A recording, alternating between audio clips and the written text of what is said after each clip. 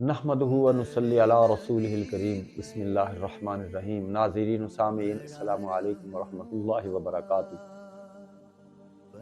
حضرت ابو ہریرہ رضی اللہ تعالیٰ عنہ بیان کرتے ہیں کہ حضور اقدس صلی اللہ علیہ وسلم نے ارشاد فرمایا کہ قیامت کے دن اللہ تبارک و تعالی تین بندوں سے جھگڑا کریں گے۔ اللہ اللہ اللہ، کیسے بد نصیب وہ لوگ ہوں گے، کیسے بد نصیب وہ لوگ ہوں گے کہ تین اشخاص ایسے ہیں جن سے اللہ تبارک و تعالی خود جھگڑا کریں گے۔ فرمایا رسول اللہ صلی اللہ تعالی علیہ وآلہ آلہ وسلم نے، ایک وہ شخص جس نے اللہ کے نام پر عہد کیا ہو، اللہ کے نام پر عہد کیا ہو اور پھر اس نے اس عہد کو پورا نہ کیا، اللہ تبارک و تعالیٰ قیامت کے دن اس سے جھگڑا کریں گے۔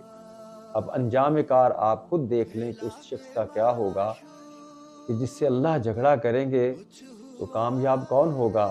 اللہ تعالیٰ، اور ناکام اور رسوا کون ہوگا؟ عہد توڑنے والے، عہد توڑنے والے۔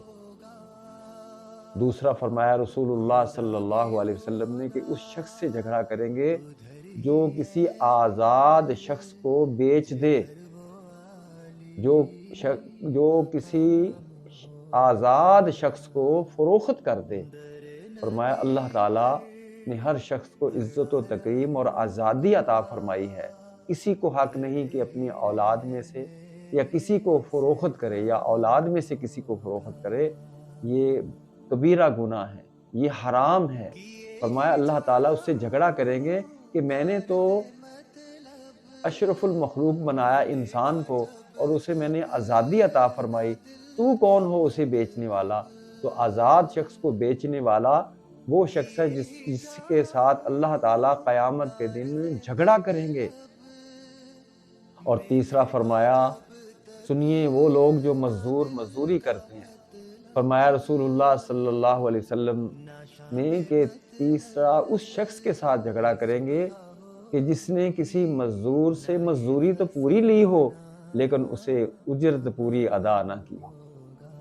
یہ سنیے کہ کسی شخص نے کسی مزدور سے مزدوری تو پوری لی ہو لیکن اسے اجرت پوری نہ دی ہو تو اللہ تعالیٰ کل قیامت کے دن اس شخص سے بھی جھگڑا کرے۔ تین اشخاص ایسے ہیں جن سے اللہ تعالیٰ جھگڑا کریں گے، جس کی تفصیل میں نے آپ کے سامنے بیان کی۔ اس کے راوی حضرت ابو ہریرہ رضی اللہ تعالیٰ کہ مزدور کی جو اجرت ہے، فرمایا رسول اللہ صلی اللہ علیہ وسلم نے کہ پسینہ خشک ہونے سے پہلے ادا کرنا۔ القاسب حبیب اللہ، محنتی شخص اللہ کا حبیب ہے، پیارا ہے۔ اگر کوئی محنت کرتا ہے، اپنے ہاتھوں سے محنت کرتا ہے اور اس کی اجرت اسے نہیں دی جاتی تو یہ زیادتی ہے، یہ گناہ ہے، یہ ظلم ہے، اللہ کے ہاں ناپسندیدہ عمل ہے۔ اللہ تعالیٰ نے محنت کرنے والے اور مزدوروں کے حقوق بیان فرمائے ہیں، تو ہمیں چاہیے کہ ہم نبی کریم علیہ الصلوۃ والسلام کے ارشادات پر خوب عمل کریں اور آپ کی احادیث کو سنیں۔